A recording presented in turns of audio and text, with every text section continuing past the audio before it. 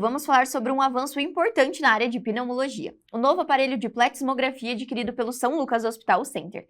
Este equipamento representa uma inovação no diagnóstico e acompanhamento de doenças respiratórias, e para explicar sobre o funcionamento e os benefícios desse aparelho, eu gostaria de agradecer a presença da doutora Lorena Ferreira de Souza, pneumologista da instituição. Seja bem-vinda novamente ao São Lucas 24 Horas, doutora. Muito obrigada pelo convite. E hoje nós vamos falar então sobre um novo aparelho que foi adquirido pelo São Lucas para tratamento de doenças do pulmão. Doutora, eu gostaria que a doutora explicasse, então, começasse explicando pra gente o que é, a gente chama de aparelho de plexmografia, mas vai muito além disso também, né? Doutora, poderia explicar pra gente? Sim, o aparelho que foi adquirido, ele inclui o exame de plexmografia, mas é um aparelho que a gente consegue avaliar a maioria das doenças de forma funcional, é um teste de função pulmonar, né? Então, é incluído o aparelho de espirometria simples, que aí a gente consegue fazer um exame antes do broncodilatador e pós-broncodilatador, que é o exame mais simples assim que a gente tem dentro da pneumologia, que a maioria dos pneumologistas costumam fazer, né? Além desse exame de espirometria, a gente faz a plexmografia, que aí essa plexmografia, ela avalia os volumes lá dentro do pulmão de forma completa. Então, tem uma cabinezinha onde o paciente fica dentro dessa cabine, mas assim, ele é feito de vidro, então o paciente não se sente tipo que tá muito fechado, no local fechado, assim, por causa que é toda de vidro. Então, e é pouco período de alguns minutos ali que fica dentro da cabine. Mas com essa cabine fechada, a gente controla o volume e a pressão externa, então a gente consegue fazer a avaliação dos volumes pulmonares completos, então toda a capacidade pulmonar do paciente, porque a gente, na hora que, na espirometria simples, por exemplo, a gente exala de forma rápida o ar, então às vezes um pouco de ar fica dentro do pulmão, então com esse exame a gente consegue avaliar até esse restinho de ar que ficou, então consegue avaliar várias doenças ali. E além desse exame, que essa é a plexmografia, além disso a gente tem avaliação da difusão pulmonar. A difusão avalia as trocas gasosas, então a membrana alvéolo-capilar, entre o alvéolo, por exemplo, a gente tem a traqueia e os brônquios e chega no alvéolo. E aí do lado do alvéolo, ali onde tem ar, a gente tem o sangue, que é o capilar, né? Então aí o paciente inala um gás inerte ali, que não faz mal para o paciente, e aí ele passa ali do alvéolo para o sangue e depois ele volta e sai, né? Então com isso a gente consegue avaliar as trocas gasosas. Será que está trocando de forma adequada, né? Então é um exame de difusão de monóxido de carbono, difusão pulmonar. E também a gente consegue fazer as medidas das pressões respiratórias máximas. Então essa é a pressão inspiratória máxima e a pressão expiratória máxima. Então a gente consegue avaliar toda a musculatura respiratória para ver se está funcionando. Então a gente avalia toda a função do pulmão, por isso que é um exame de função pulmonar, porque ele avalia toda a função do pulmão, que é fazer a ventilação, ou seja, encher a caixa torácica e esvaziar a caixa torácica, e as trocas gasosas de forma adequada. Então, a gente avalia a função do pulmão completa ali. Que bacana, então realmente, como a doutora disse, é o completo. Uhum. E dentro disso, quais seriam as principais doenças que são diagnosticadas através de cada um desses exames, doutora, pra gente entender? Então, por exemplo, a espirometria simples, né, que é a espirometria forçada, a gente diagnostica as doenças obstrutivas.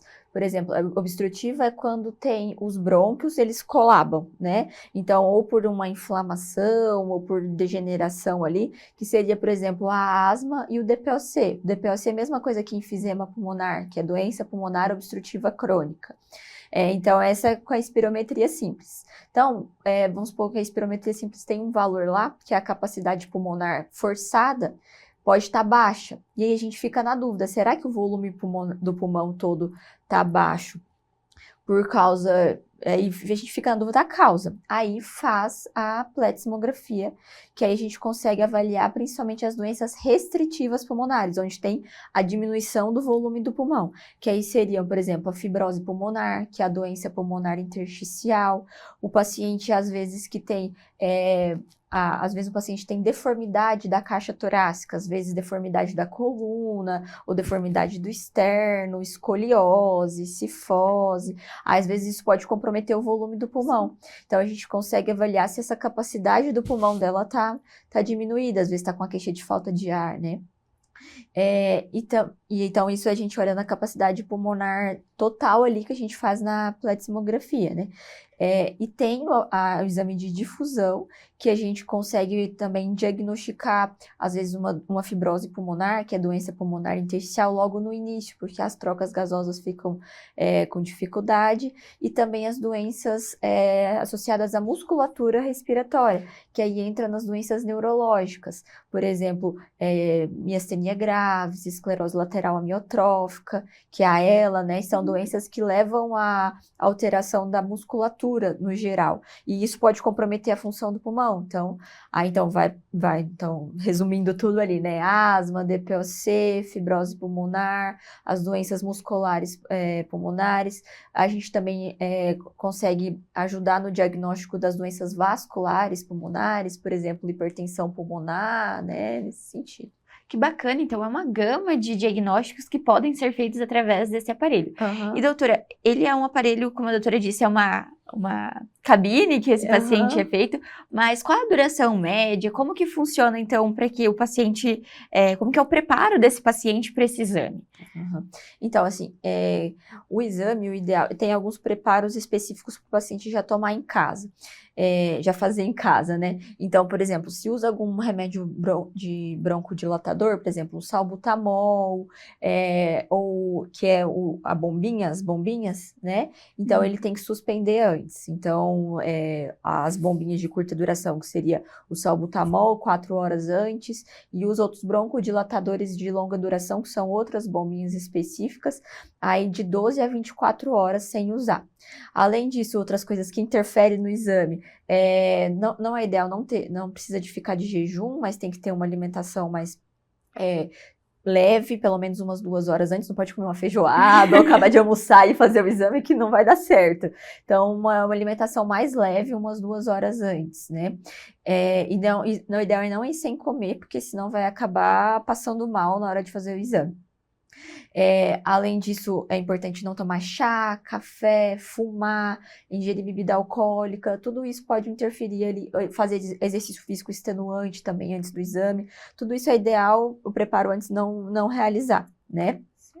E aí, na hora do exame, como que a gente realiza ali, né, o preparo do paciente. Então, na hora a gente vai medir o peso, vai medir a altura, vai avaliar os sinais vitais para ver se está controlado. E aí, o paciente, ele senta numa cadeirinha dentro de uma cabine, mas a porta fica aberta. Então, aos primeiros exames, a gente não fecha a porta. Lembrar que essa cabine é uma cabine para a gente controlar a pressão e a temperatura, mas ela é toda de vidro. Então, o paciente não se sente claustrofóbico, assim, tudo fechado. Então, é bem tranquilo, assim, de realizar. Então, aí o paciente, ele vai colocar um clipe no nariz e aí vai abocanhar ali o bocal num filtro, né, para poder respirar a partir dele. Aí ele vai estar com o nariz fechado, vai respirar só pela boca. Então, aí cada exame específico, a gente vai orientar uma forma específica de respirar. Às vezes vai ter que respirar mais fundo, hora puxar o ar mais fundo, hora segurar, né? Então, cada exame tem uma particularidade da forma de fazer, mas é basicamente isso, é sentado numa cadeira com um clipe no nariz, a boca abocanhada no bocal e a gente vai orientando a respiração. Aí o exame de pletismografia, que é um dos exames, aí tem que ser com a cabine e com a porta fechada, mas isso dura em torno, assim, essa da cabine fechada, em torno de cada movimento respiratório. Então, dura de uns 30 segundos a 1 minuto, assim. Aí a gente abre a porta, vê como o paciente tá e acaba fechando de novo. Então, dura 1 minuto, mais ou menos, assim. É bem rápido. Mas o exame no total, se a gente abranger todos esses exames que eu falei, é um exame que demora mais ou menos uns 40 minutos para realizar o exame completo, todo o exame. Isso todas que era as partes. Isso. Essa era outra questão. Então, o paciente que precisa fazer uma pletismografia, ele acaba já fazendo os outros exames juntos ou são pedidos separados, ou depende do caso? Depende do que o médico que solicitou quer avaliar, né? Então, certo. Depende do tipo de doença. Então, normalmente, quando a gente faz um exame completo, assim, a gente engloba a espirometria simples, o exame de pletismografia e o exame de difusão. né? E aí repete a espirometria depois que faz o broncodilatador pra gente ver se os brônquios abrem ali com a bombinha que é administrada. Então, basicamente, são 3 exames, assim, sequenciais, sendo um deles que repete outra vez, né? Então, dá em média uns 40 minutos. Essa medida das pressões respiratórias, que normalmente é um exame que a gente solicita de forma separada, que ele é principalmente para avaliar a musculatura respiratória. Certo, a doutora comentou então sobre ter essas diferenças de exames, e doutora, pode ser feito em todos os pacientes, em qualquer paciente, tem restrições, existe então um perfil de paciente para ser feito, pode ser feito em criança, em adulto, como que seria isso? Então, na criança, por exemplo, não tem uma contraindicação formal, assim, pela idade. Só que, como eu falei, o paciente ele tem que respirar de acordo com a forma que a gente fala ali. Então, pode ser que a criança menos de que 5 anos, ela não entenda muito como que faz. Então, a gente não costuma fazer em menores que 5 anos. Agora, de 6 a 11 anos, aí avalia caso a caso, né? Se tem indicação ou não. Mas, normalmente, é acima de 11 anos, que é quando a criança já entende bem como faz os movimentos respiratórios de forma adequada, entende as orientações, né? E tem algumas contraindicações, por exemplo, o paciente que teve infarto ou uma angina, que é uma dor no peito ali, nos últimos 30 dias é contraindicado realizar, ou se é um paciente que tem uma hipertensão descontrolada, ou tem aneurisma de aorta, ou fez algum procedimento recente no olho, ou tem glaucoma, ou descolamento de retina, ali nesses casos a gente não faz. Tá? Certo. Seria por conta desse esforço que acaba girando? Isso, porque tem um dos exames que a gente precisa pedir para o paciente fazer uma respiração forçada. Então, ele vai puxar o ar o máximo que conseguir e soltar forte e rápido o máximo que conseguir. Então, se a gente faz muita força, então não é adequado. Ah, entendeu. Então a gente já consegue dar um panorama ainda maior. E doutora, hoje em Cascavel, o São Lucas é um dos únicos que tem esse exame à disposição, então na nossa região também. E quais são os benefícios, então, para a nossa população e também para a equipe médica de ter esse exame à disposição para solicitar para os pacientes, né? Sim, eu acho que diferente do que a gente tem mais disponível que a espirometria simples, por exemplo, o exame de pleximografia que avalia a avaliação do pulmão de forma completa e a difusão, a gente consegue fazer o acompanhamento e o diagnóstico de forma adequada das doenças, principalmente, por exemplo, das doenças pulmonares intersticiais, que é a fibrose pulmonar. Então, esse paciente, a gente precisa desses exames para a gente fazer um acompanhamento ali de forma adequada. E também, por exemplo, o paciente que tem doença neuromuscular, né? Então, esse exame de pressões inspiratórias máximas é importante para fazer o acompanhamento. A gente diagnosticar de forma precoce, por exemplo, um reumatologista que trata um paciente que tem esclerose sistêmica, por exemplo, que é a esclerodermia. Esse paciente com esclerose sistêmica, ele pode ter hipertensão pulmonar e pode ter doença pulmonar intersticial, que é a fibrose pulmonar. Se a gente fazer esse exame antes ali, um rastreio, a gente consegue detectar a doença no início, às vezes, né? Para tratar de forma adequada. Então, eu acho que aumenta a gama de forma de acompanhamento dos pacientes com doenças pulmonares no geral. O paciente também com DPLC, né? Que a gente fica na dúvida se com a espirometria simples, como que a gente faz a espirometria completa para ver outros parâmetros. Então, eu acho que para a população e para a equipe médica ganha no sentido que a gente consegue fazer um diagnóstico mais preciso e fazer um acompanhamento melhor do paciente, avaliando parâmetros melhor para ajustar o tratamento de forma adequada, para o paciente melhorar, porque o objetivo é o paciente melhorar os sintomas, né? Então, falta de ar, eu falo, o pneumologista trata com falta de ar, muito ruim sentir falta de ar, né? Tosse. Então, a gente consegue avaliar ali pormenores, os detalhes e ajustar o tratamento de forma adequada. Perfeito. Doutora, só para a gente esclarecer, o que seria essa hipertensão pulmonar? Só para a gente ter um contexto. Tá. Então, hipertensão pulmonar, por exemplo, é uma doença que aumenta a pressão lá dentro do pulmão. E isso pode sobrecarregar o coração, principalmente o lado direito ali do coração.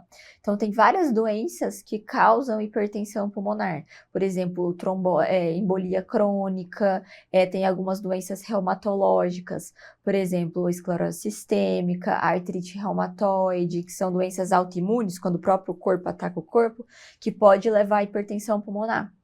Então, é uma doença também que tem um tratamento específico, tem uma forma de acompanhamento específico, tem outras formas de diagnóstico que não só com esse exame, que seria com cateterismo cardíaco, sabe? Certo. Então, mas o acompanhamento desses pacientes também envolve o exame de função pulmonar. E acho que essa também é uma outra questão muito importante, porque não se trata apenas da pneumologia, né? Você acaba lidando com demais especialidades que tem esse paciente que muitas vezes tem os sintomas de uma doença e é encaminhado.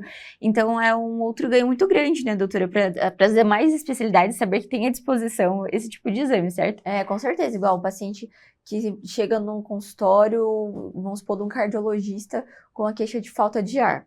Aí, às vezes, ele vê lá, não é nada do coração, né, que o cardiologista trata. Então, dá para poder solicitar o exame para diagnósticos diferenciais de falta de ar, que é dispneia, que a gente fala. Então, dá para a gente avaliar no geral e para poder definir qual que é a causa, né? O paciente também que chega, olha lá, está acompanhando com algum médico e viu que a oxigenação do sangue está muito baixa.